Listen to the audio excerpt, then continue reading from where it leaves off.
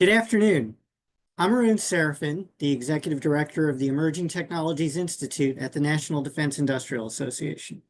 I want to thank all attendees for your support of NDIA and ETI and for joining us for today's Tech 101 webinar, Antennas 101, with Dr. Jonathan Chisum. This webinar is part of our Tech 101 series where we present complex technological concepts as introductory webinars with a focus on their national security implications. We all know that DoD missions are dependent on the electromagnetic spectrum for activities like communications, active and passive sensing, electronic warfare, and even directed energy. The antenna is the central component between electronic systems and the electromagnetic spectrum, so its characteristics and its limitations play a significant role in the overall success or failure of defense operations, but we all seem to take antennas for granted and we don't often stop to think about them or how they work at all.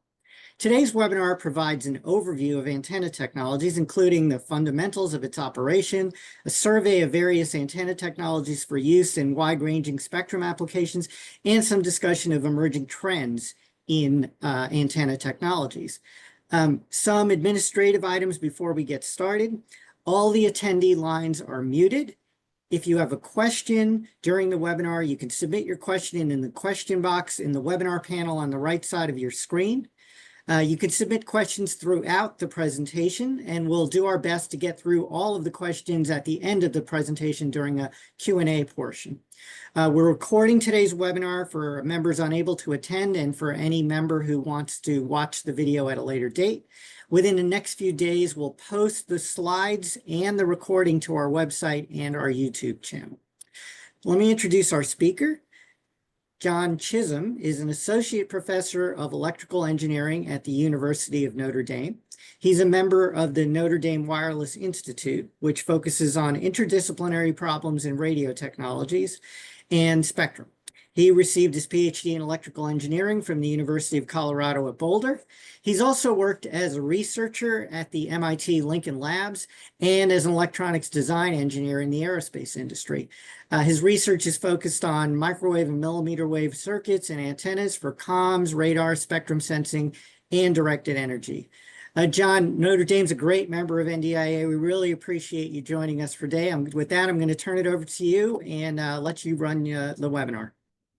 Well, thank you very much, Arun, for the kind introduction and for inviting me to speak to you all today. And thanks to everybody for joining me right here before the holidays. My goal here today is to introduce to you the topic of antennas. And as Arun said, we're trying to take complicated topics and make them digestible. So full disclosure, I usually teach this as a graduate level course. So hopefully we've been able to sort of skim over the most important points today.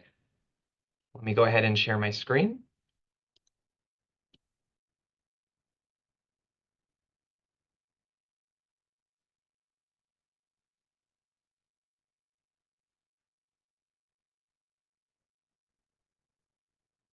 All right, so the title of my talk today is Antenna Technologies for Operations in the Electromagnetic Spectrum. And as Arun mentioned, the antenna really is that kind of first or last interface before you get out into the physical world. It's the interface between an electronic or cyber domain into the physical domain. And so it really is a very critical component in any real system. As Arun mentioned, I'm a member of the Wireless Institute here at the University of Notre Dame.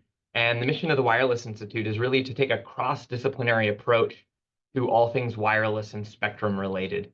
We are actually the lead of a nationwide center called Spectrum X, where we discuss issues of spectrum related to commercial and defense, taking technology, policy, and otherwise perspectives on the topic.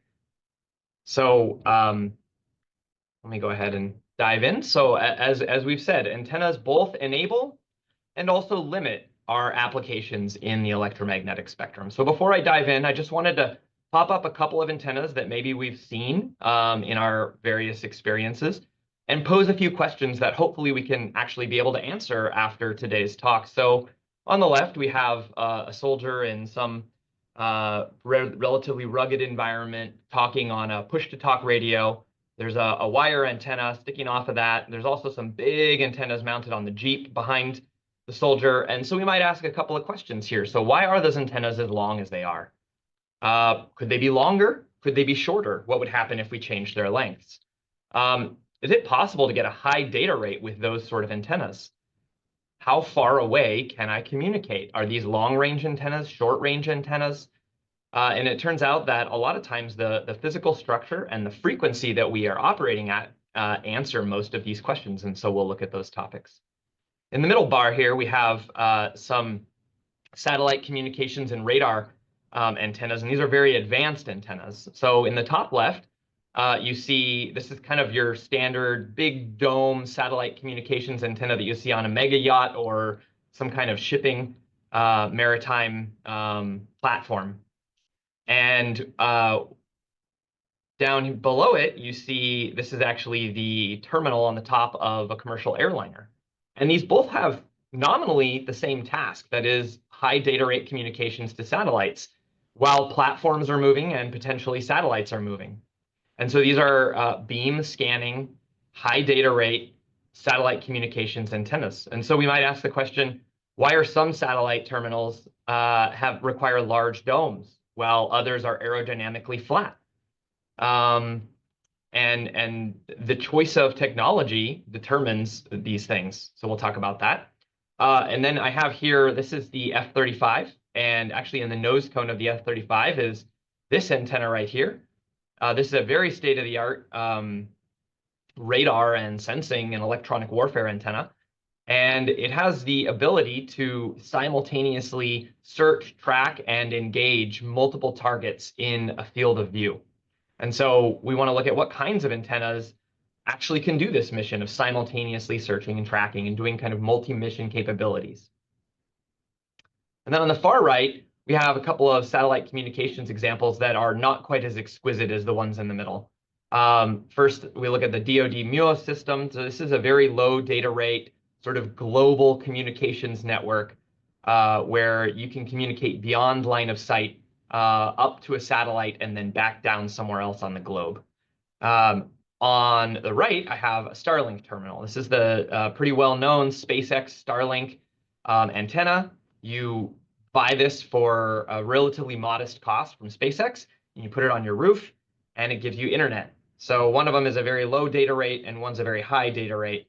So really, what's the difference between these systems? So all these things, in order to answer them, we have to understand the basics of antennas. So this is the 101 on antennas.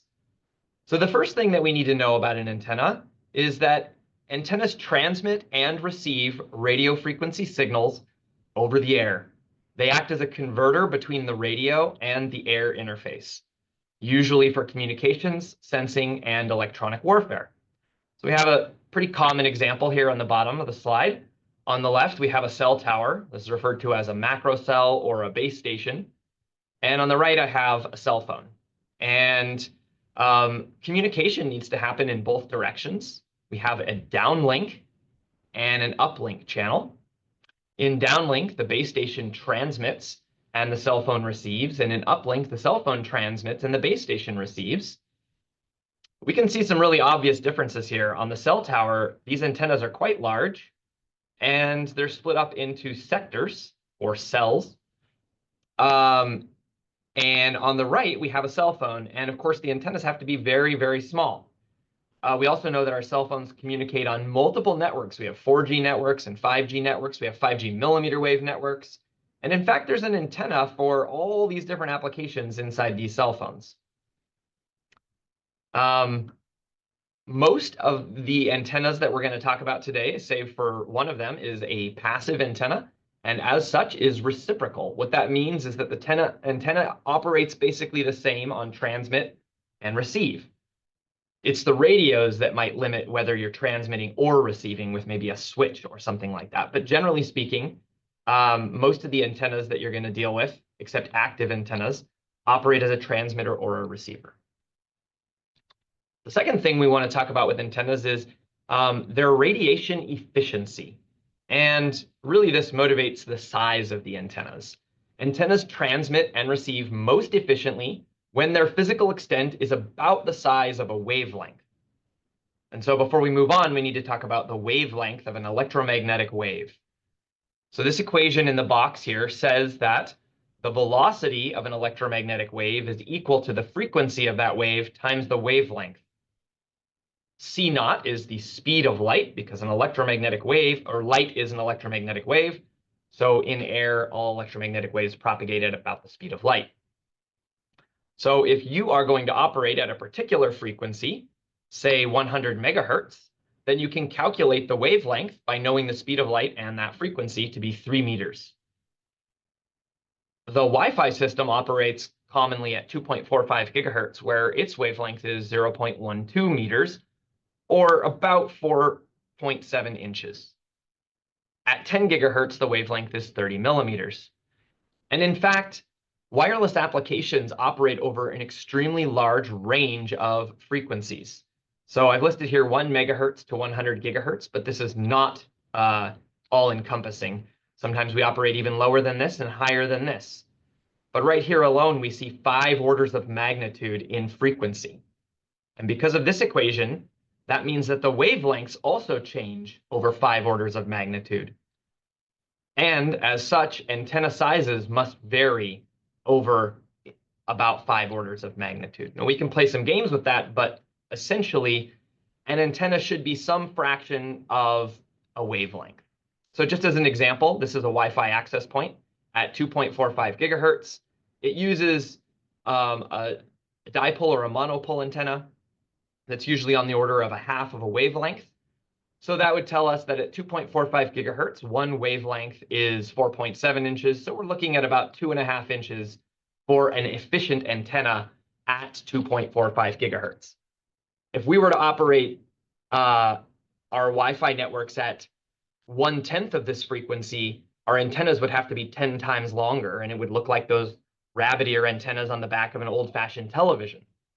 So this is a really important concept, that the size of the antenna is set to be approximately a wavelength at the frequency that you're operating at. The other thing we need to know about antennas is that they produce a pattern. We call it a radiation pattern, and we'll revisit this a little bit later. But you can think of really 2 extremes of a radiation pattern. One, a small antenna, one that's usually less than a wavelength in total extent, radiates approximately omnidirectionally. So in the lower left, we see an omnidirectional antenna. Our cell phone is a good example.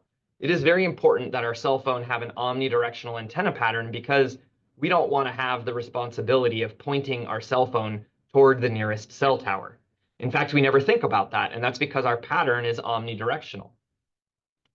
You can think of it like dropping a pebble in a pond and seeing circular ripples propagate away from the point of excitation. This is analogous to our omnidirectional antenna transmitting or receiving from every direction equally or omnidirectionally. The other extreme is a large antenna. So I've put here a big, say, satellite dish, for example. And this, even visually, we can tell that it preferentially is radiating in one direction, the direction that the dish is facing. And these are very large relative to a wavelength. They might be 30 or more wavelengths across, even hundreds of wavelengths across in some cases. And so the directional antenna is one where you either transmit or receive preferentially in one angle, as opposed to in all angles. And so in contrast to the pebble with circular waves rippling away in a pond, we can think of maybe if you were to drop a big log into a pond, it would create a line wave propagating away in both directions. And so these lines propagate away. You'll notice that sort of the energy from the pebble drop is spreading out over an increasingly larger and larger surface area over here, whereas the energy in a line is just continuing to move along. And so in general, directional antennas create these more directional energy flow, and we get longer range communications. So we just talked about the pattern of an antenna, and we said that antennas do have patterns, but what is it that makes that pattern? I'm going to divide antennas up into two broad categories. There are others, but these are two of the most common categories. On the left, we have common wire antennas, and on the right, we have aperture antennas. So the pattern of a wire antenna is determined by how the current flows on the wire, whereas the pattern of an aperture antenna is determined by the electromagnetic field oscillating inside the aperture. So if you look in the bottom left, a common example of a wire antenna is a dipole antenna or a monopole antenna. And so you have some signal source and maybe an amplifier that produces currents that oscillate at high frequencies, at radio frequencies, and they go up and down on these wires. And the accelerating charges create radiation that departs from this antenna and spreads out generally, because these are small antennas, in all directions. So we have a dipole, a monopole, and once again, we're seeing that Wi-Fi access point with the relatively short wire antennas. But they get a little more interesting. If you drive around and you pay attention, you'll see on light posts quite often, or traffic lights, you'll see these little antennas, and these are called Yagi-Uda antennas. And they're very similar to these wire antennas up here, except that we've added a bunch of other wires to help direct the radiation in one particular direction. So these are quite often used for municipalities to connect communications from one point to another in the city. So that's the class of wire antennas, where current flows on a wire. The shape of the wire and its size relative to a wavelength determines its radiation. On the other side, we have aperture antennas. And the most common or classic aperture antenna is the so-called horn antenna. And it really looks like an acoustic horn. You have a metal kind of rectangle that flares out to a larger aperture. And this aperture here is multiples of wavelengths in extent. And as such, it preferentially radiates in the direction that the aperture is facing. Similarly, reflector antennas and lens antennas structurally look very different than the horn, but you can define an aperture within which an electromagnetic field exists and causes radiation to flow in the direction that the aperture is facing. So you may, if you drive around, see these horn antennas here. These are quite often used in microwave backhaul links, and they're very, very large antennas, and they're made for extremely high data rate, long-range communications. Of course, we're probably very familiar with the direct TV antennas. This is a reflector dish antenna for satellite reception. And if you've been in certain football stadiums or other backhaul antenna towers, you may see these giant spherical Lundberg lenses doing similar things. So these are examples of aperture antennas. At the bottom, we have this very interesting class of antennas called an antenna array. And an antenna array basically says sometimes it's challenging to create a very large aperture physically. But you can actually construct a large aperture using many small antennas. And so here you see a 4x4 array of what we refer to as patch antennas. And they create an antenna array so that the overall antenna has the properties of a large antenna, even though you've used small antennas. And you can see here that there's a bunch of lines kind of spreading out, feeding the signal to each of the elements in that array. And we can even get more sophisticated, and we can electronically control the signal that goes to each of the elements in the array individually.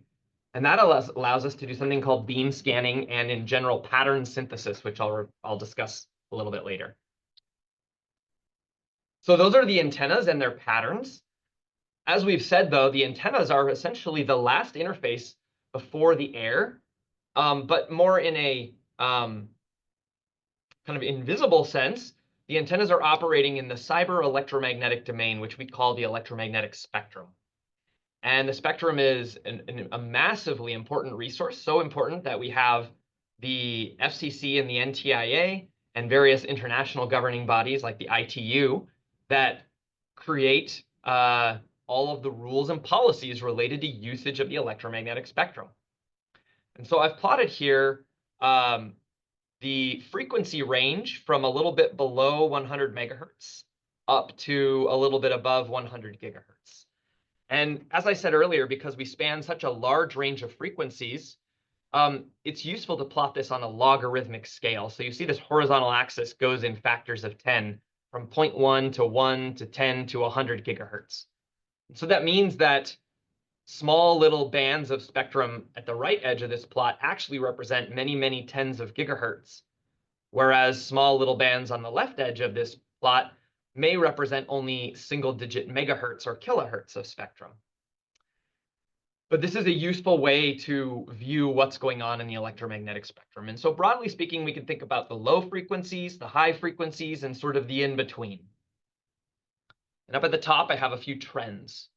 So because antennas are on this order of the size of a wavelength, and as you go lower in frequency, wavelengths get very large, that means our antennas will be electrically small, and they will tend to radiate omnidirectionally in all directions.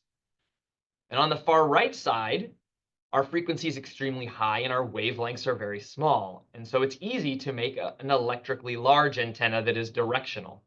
So you have this kind of continuum from omnidirectional to directional. In addition, as we said a moment ago, because this is a logarithmic plot, it sort of hides the fact that as you go to the right on this plot, you get a lot more bandwidth. In fact, a very tiny channel up here in what we call V band has more bandwidth than everything on the left half of this plot all added together. So if you have an extremely high data rate application, you need to operate at a higher frequency where there's a lot of bandwidth available. And there's another important trend, and that is the propagation distance or path loss. As you go lower in frequency, you can propagate further. Higher frequencies have more path loss. And so you usually are going to do relatively short range links at high frequencies and very long range links at low frequencies. So looking at a couple of examples here, I've marked out the HF band. This is referred to as the high frequency band. That's an historic name because it's not high frequency. It's on the low frequency edge of its plot. And it is from 3 to 30 megahertz. And it turns out that because of the ionosphere around the Earth, the lowest frequencies in the HF band actually reflect off the ionosphere and propagate around the globe for what we call over-the-horizon communications. So you can actually do extremely long-range kind of global communications networks down here. In addition, the lower frequencies propagate through foliage, through buildings, and they propagate very well in a humid environment. And this is important for, say, Navy applications. So one other curve on this plot is the loss in decibels per kilometer due to atmospheric attenuation. So if we were doing wireless communications in space with no atmosphere, then there would be no atmospheric loss at all. But our atmosphere actually introduces loss, and it gets worse as you go higher in frequency in general. The red line is a dry atmosphere, and the blue line is a humid atmosphere. But what I want to point out, though, is that there are actually these atmospheric absorption lines. This particular one here at V band is known as an oxygen line. And you see that the attenuation or the loss per kilometer goes up by 3 orders of magnitude, or maybe even 4 orders of magnitude. So you can't do long-range communications here. But being clever people as we are, we can say, well, if I can't do long range, maybe I can do short range. In fact, what if I do covert communications? Say I have a little squad and I only want to communicate within the squad, and I want anyone a reasonable distance away to not even be able to physically receive my signals. Well, then I can actually exploit this absorption line. On the other hand, what if I want really high data rates, high bandwidth, and I still want to propagate far? So I can go over to these atmospheric windows here in the D band. This is currently being investigated for 6G SATCOM networks, inter-satellite communications links, and backhaul in general. I've also included the commercial wireless spectrum here. The 4G and 5G networks traditionally have used this frequency range 1, or FR1.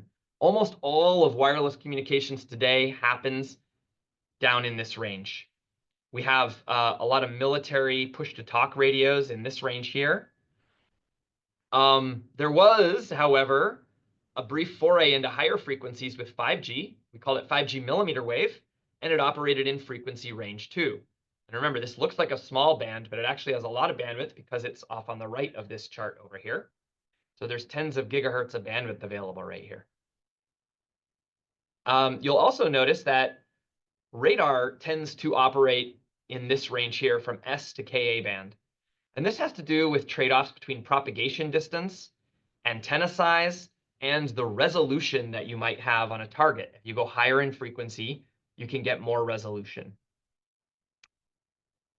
A recent trend is the 6G commercial wireless networks are eyeing this middle band here, FR3, frequency range 3. And what you notice is that it's actually overlapping radar systems and satellite communication systems. And so one of the issues right now is 6G wireless has to share spectrum. Commercial wireless shares with DoD, shares with science missions. There's a lot of bandwidth available there, but we have to learn how to share. So there are a lot of trends that you can think about when you think about the spectrum and how it relates to wavelength, and also how it relates to these propagation properties.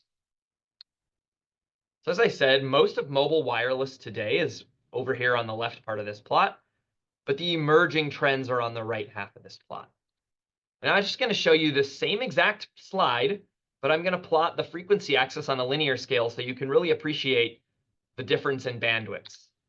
So this is the exact same plot. And now the entirety of today's commercial wireless is down here in this tiny little region here. You can't even see that HF band that I was talking about. Meanwhile, all of this stuff up here to the right is what we're eyeing for future applications. But you'll notice here, this region here is also critically important, and we have to figure out how to share in this spectrum. So these are some of the spectrum-related topics going on right now. So back to our antennas, we said that they have radiation patterns. So let's look at what a radiation pattern is. It's basically how much power gets radiated to certain angles. And on the left, I'm showing a 3D radiation pattern, and it's plotting power versus angle. We usually talk about an elevation angle, or theta, and an azimuth angle, or phi.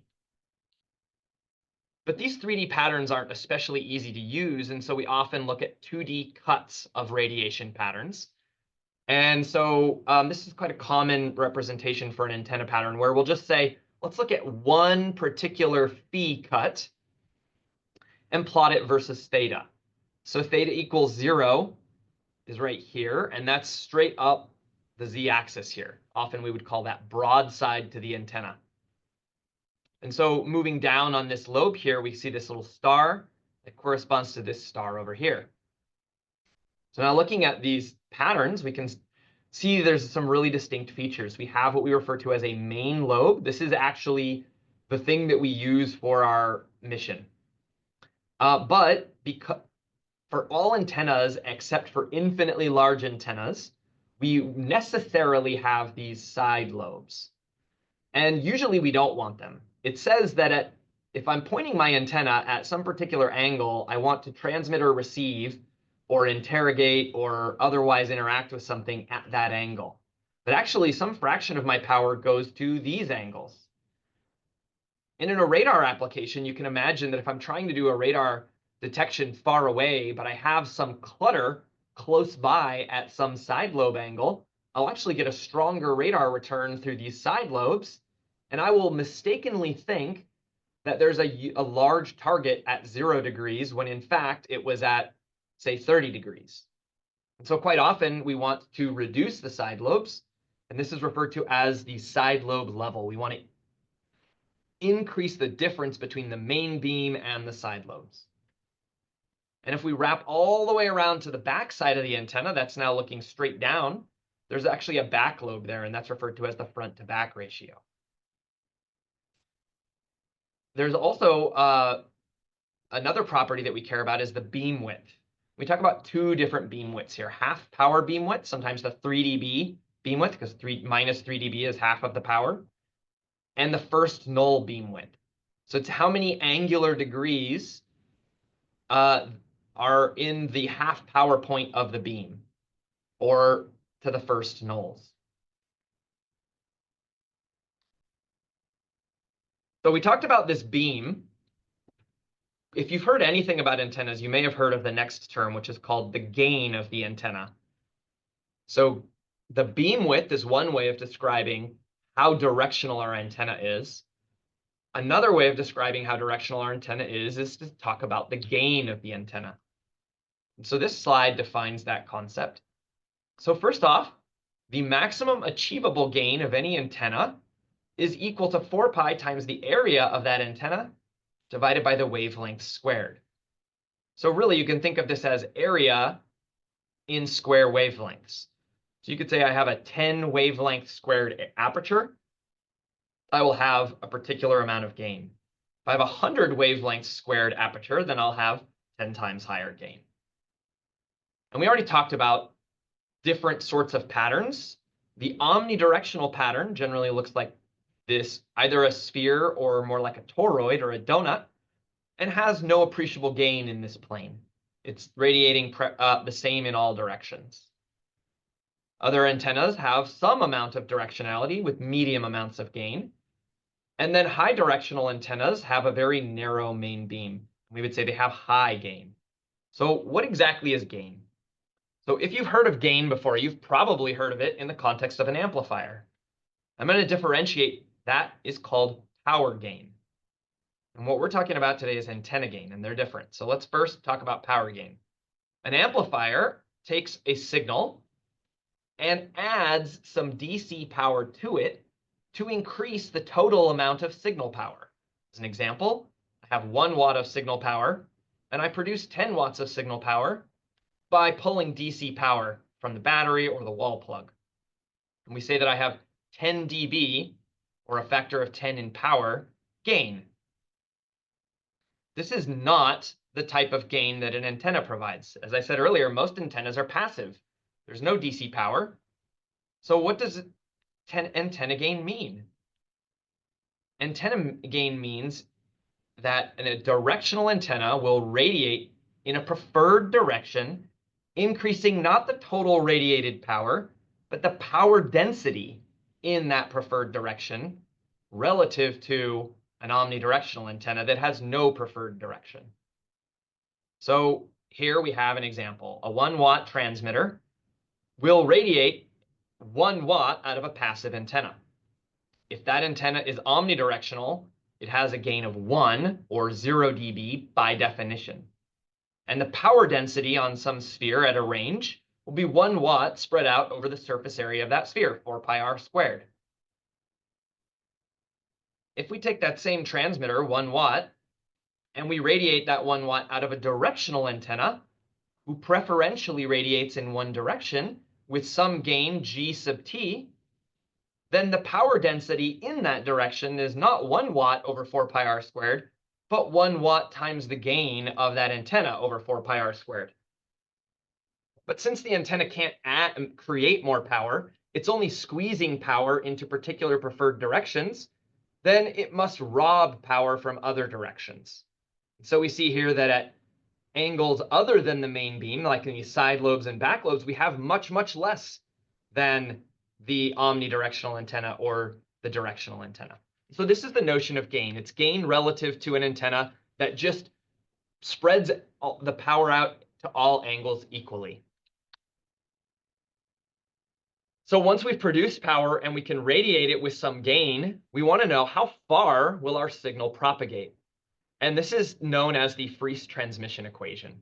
We can say that the received power at some distance r is equal to the transmitted power times the gain of the antennas that we're using, divided by that range or distance squared, and then there's a factor related to the wavelength. So I want to talk about that for just a second, this 1 over r squared. So if we were to double the range or the distance to our receiver, then in a communications link, we would require 4 times the transmit power or 4 times the antenna gain in order to close that link. Notice that we can add 2 times the antenna gain here and 2 times the antenna gain on the receiver to get 4 times the antenna gain if we wanted to do that. So doubling your range is very costly from a power or size of your antenna perspective. Instead of thinking about the gain of our antenna, we can say, what if I just have a particular size? Then we can rearrange the equation here. And now we can say, what if we double our frequency or 1/2 our wavelength? So if we reduce this by half, then there's actually an increase in the received power by a factor of 4. So notice we doubled our frequency here, but we increased our received power by 4, but that's because we kept our antennas the same size. And from our previous conversation, if the wavelength gets smaller, but the physical extent of our antenna remains the same, then their gains increase.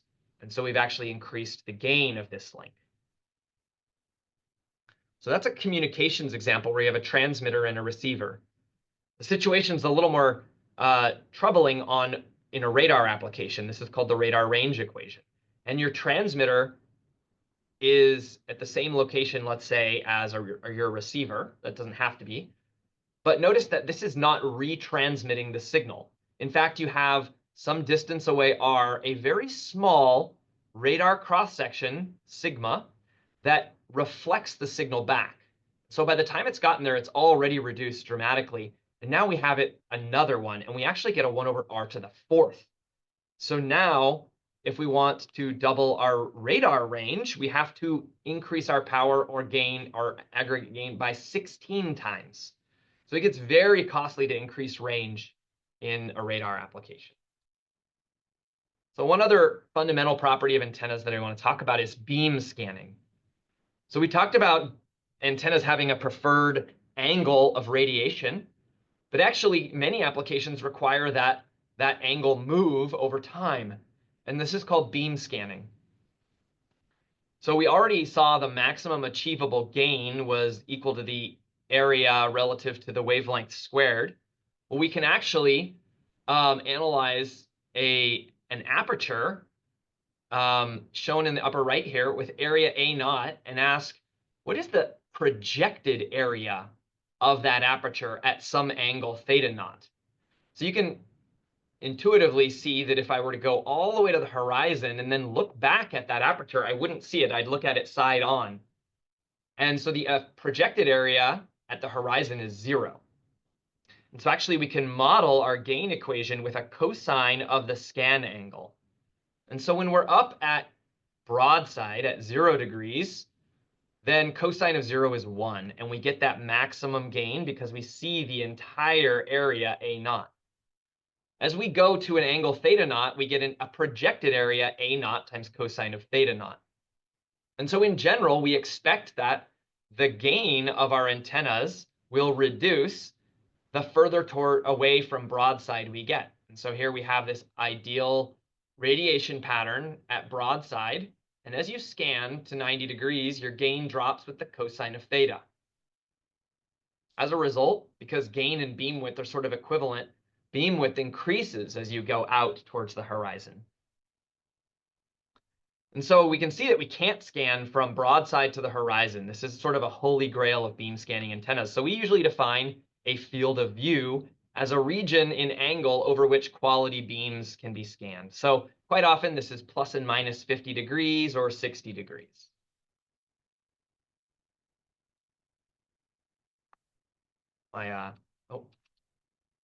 So how do we actually scan a beam? So I can't go into this too much, but the classic way is with a phased array antenna. We looked at array antennas earlier, and we said we can actually manipulate the signal going to all of the elements in an array.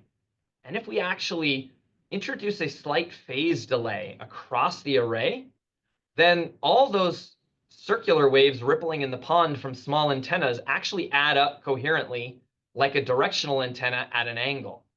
And if we then adjust the phase, we would radiate to a different angle. And so this is known as a phased array antenna, and it allows us to do beam scanning. course, it requires a lot of electronics that consume a lot of DC power. They tend to be narrowband as well because all these electronic components only operate at a narrow range of frequencies. So there are other ways to scan beams too. We can use lens antennas, and lenses actually focus to different spots depending on the angle of the incident radiation. And it works the same on transmit. So if we just change the point of illumination under a lens, we can scan a beam. And this only requires switches, which consume very little amounts of DC power, and they can operate over very wide bandwidths. However, they're not as flexible as the phased array. Phased array, you can program anything you like and get arbitrary patterns, whereas this one really only produces beams at different angles. So let's look at some examples. So this is an example of a wire antenna with long-range communications. So we have a soldier who wants to communicate with a manpack radio. I've grabbed the Harris HF VHF manpack. It's the ANPRC 160. It operates from 1.6 to 60 megahertz. So right there, we're thinking long range and low data rates. Has a 20-watt transmit power.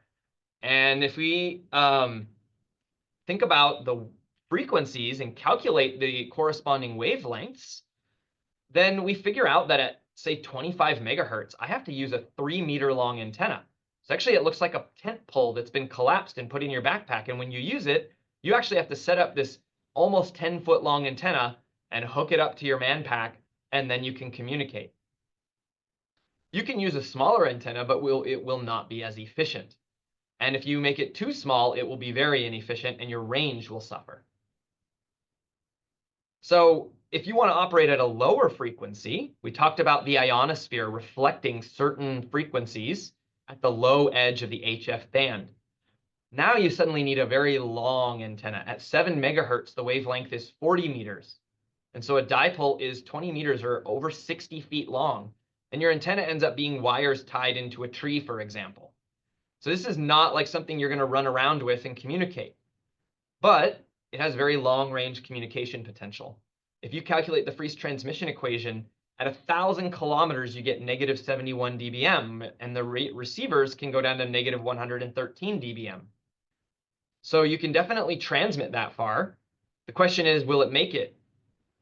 So if you propagate with a ground wave, it's limited to the horizon. It's only about 10 to 20 kilometers. But if you bounce off the ionosphere, you can really reach those 1,000-kilometer and beyond ranges. This is a really extraordinary capability with a small little radio and a lightweight wire that you could string up into a tree. You can get 1,000-kilometer plus communications links. So another example, I actually took these pictures as I was walking in this morning. Maybe you're aware that Notre Dame plays Indiana University Friday night in the college football playoffs round 1. And so I walked by the Notre Dame stadium and I saw this truck. And I thought, this is too good to be true. So I took a bunch of pictures of it. This is a satellite video uplink truck. So they have high definition video from NBC and they need to get it up to a satellite to globally distribute this. The satellite is 36,000 kilometers away in geosynchronous orbit. And if you look at these antennas, they are reflector or dish antennas. I'm going to talk about this one here as 1.8 meter dish operating at KU band. Using our equations, it turns out it's got a gain of 50,000 at about 12 gigahertz or 47 dB, and it transmits at 450 watts. So propagating over 36,000 kilometers, the received power is minus 55 dBm, which is actually a pretty high power level. It results in about a 30 dB SNR up at geosynchronous orbit. So just looking at the size and knowing the frequency, we can figure out all sorts of useful properties, like the half power beam width is less than 1 degree. That tells you something about how closely you can space geosynchronous orbit satellites up in space without interfering with one another. So here's an example of the DoD Advanced EHF antenna. This is an Earth coverage network, 6 geosynchronous satellites. These are the ultimate Cadillac satellite antennas. In fact, there are many antennas on here. It operates at 44 gigahertz on uplink and 20 gigahertz on downlink.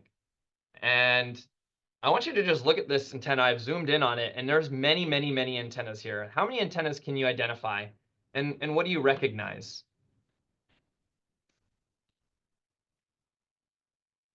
So here's the ones I see.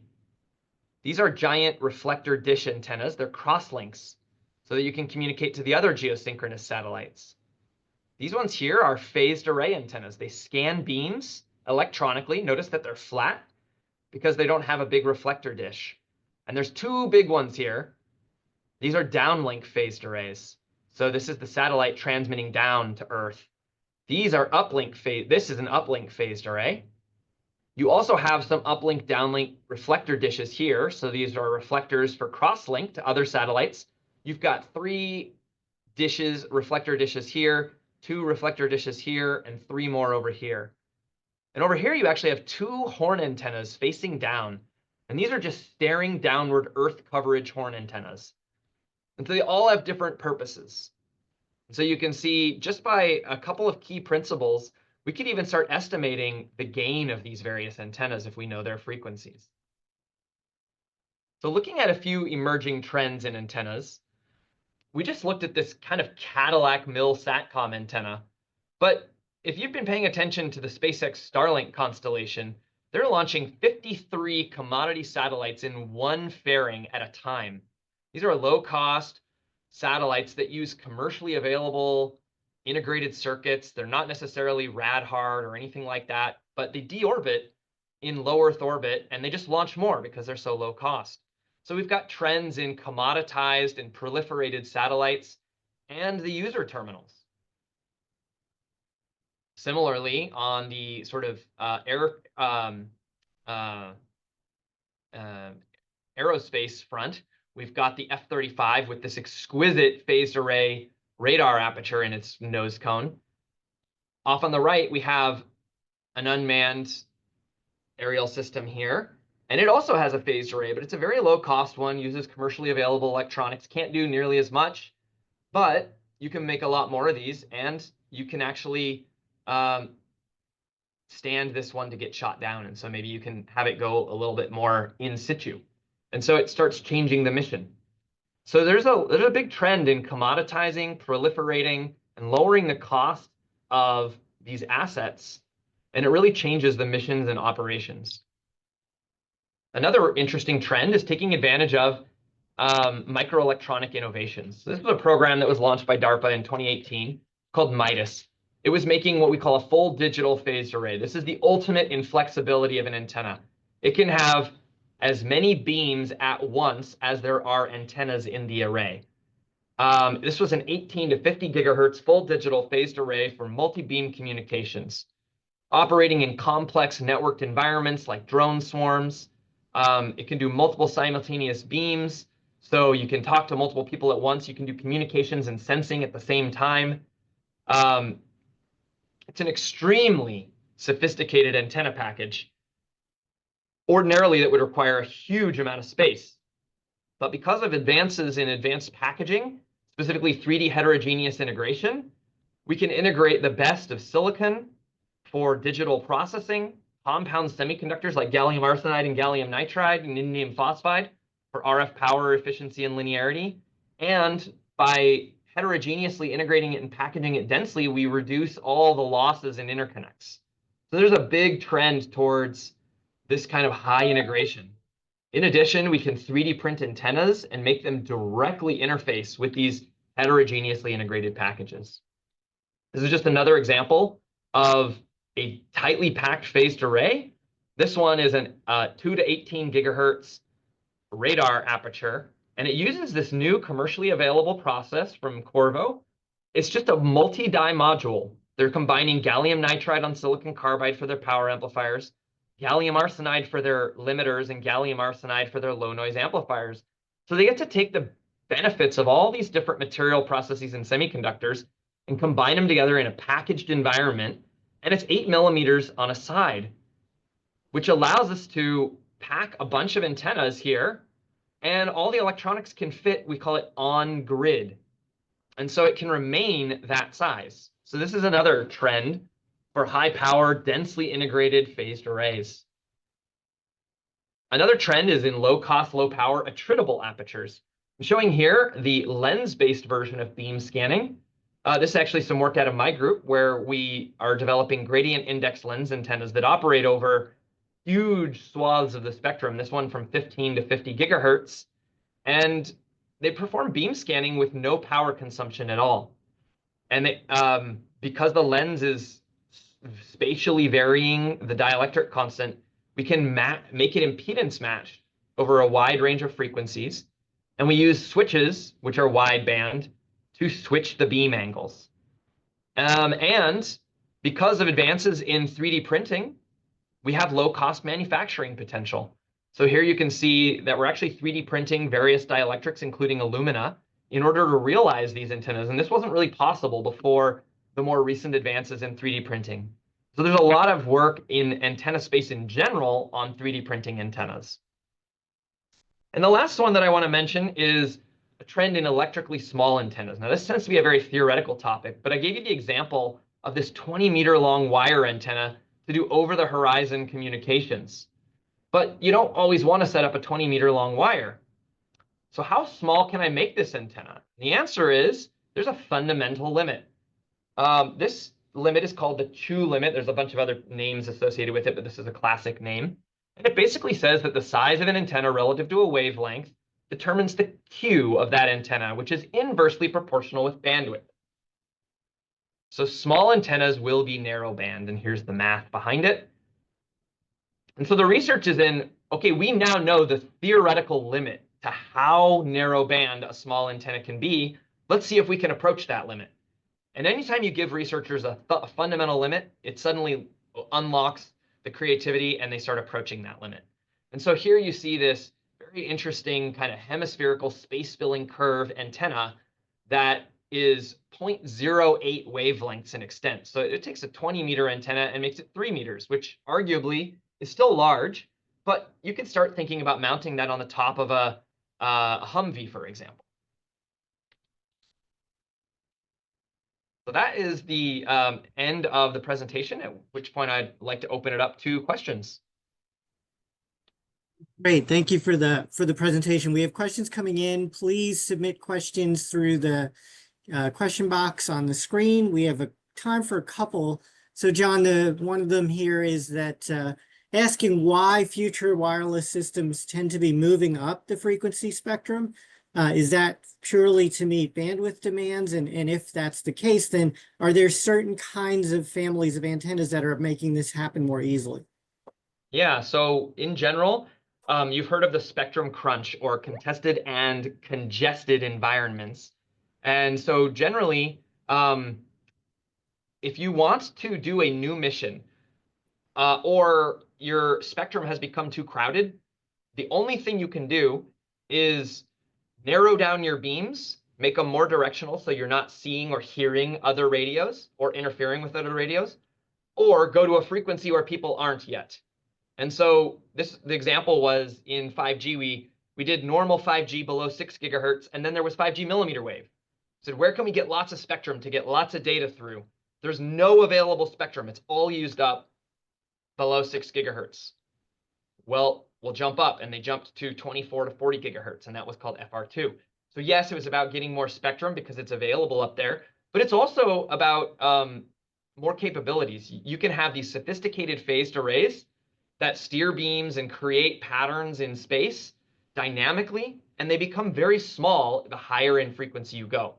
If you were to try to make an antenna array at low frequencies, actually they do this sometimes, and they have to use telephone poles and string wires.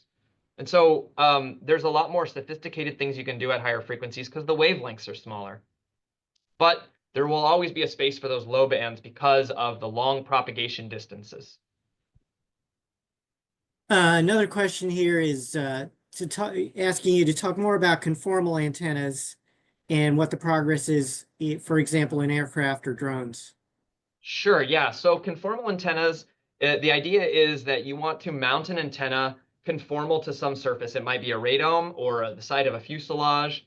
And this is in contrast to, say, mounting something that's going to bulge out on the airframe, right? And so, yeah, there's a lot of work being done there.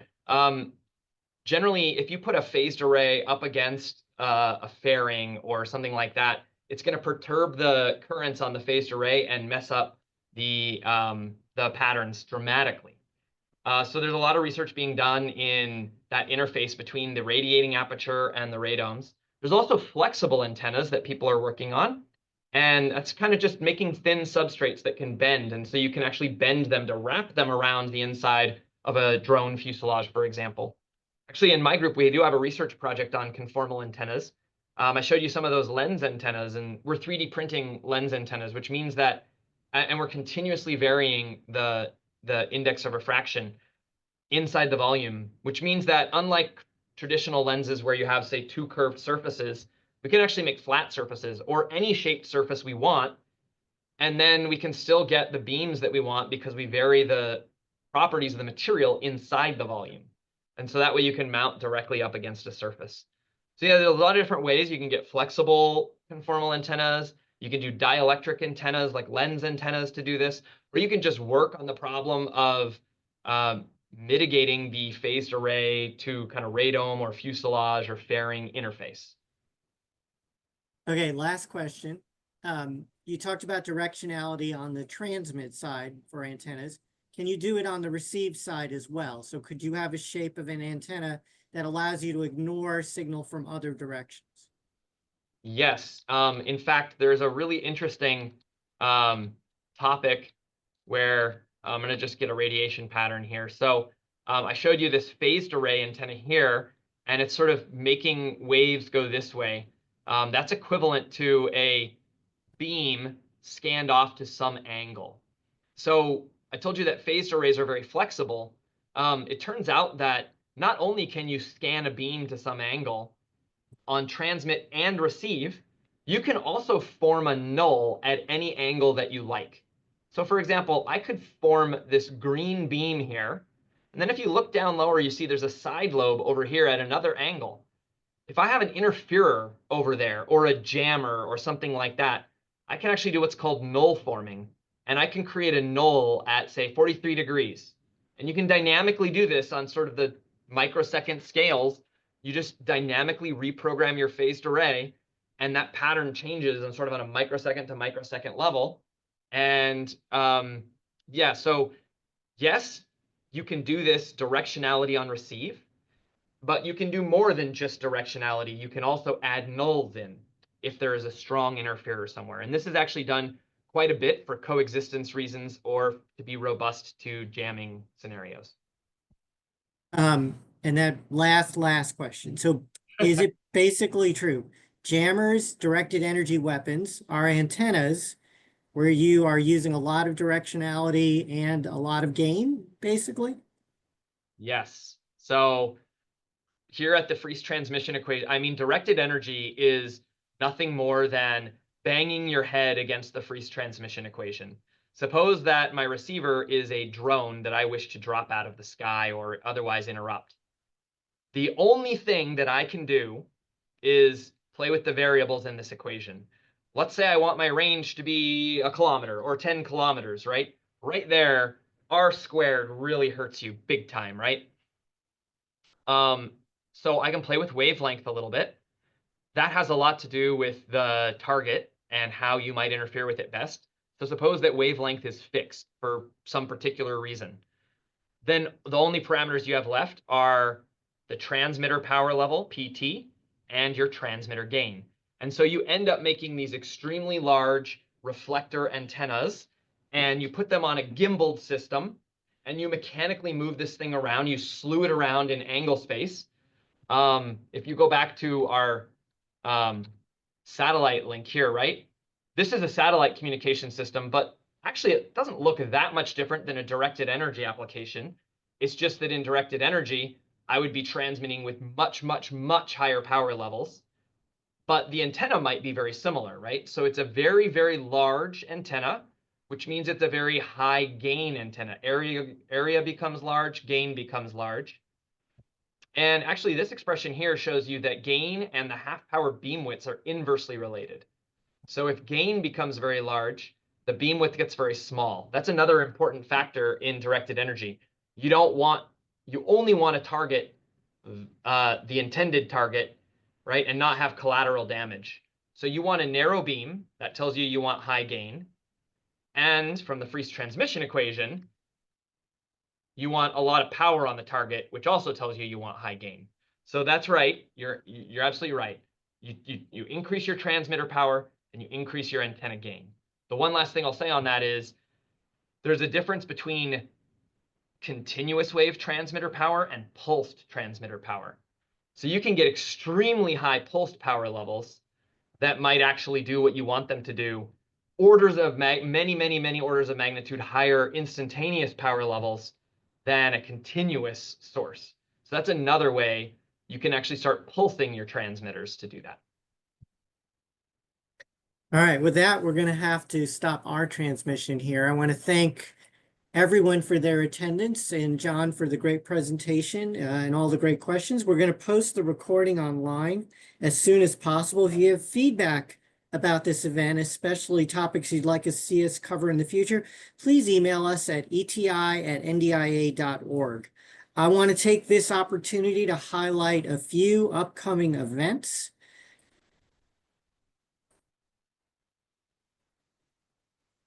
The next Tech 101 will be in February.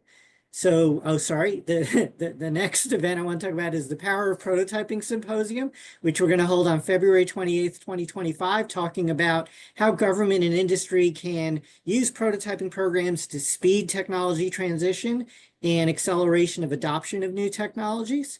That's going to be held February 28th at George Mason. Information on this will be available on ndia.org/events. Our next Tech 101 is in February 2025, and it's going to be on battery technologies. Look out for information on that and all the future Tech 101s again at the NDIA website's calendar of events. Please also go visit our website and tune into our podcast, the Emerging Tech Horizons podcast. We've had guests from government. We've had guests from NDIA membership and industry and academia. The QR code gets you access to all of the different platforms where we publish the podcast. And with that, I want to thank everyone for joining us today and say happy holidays.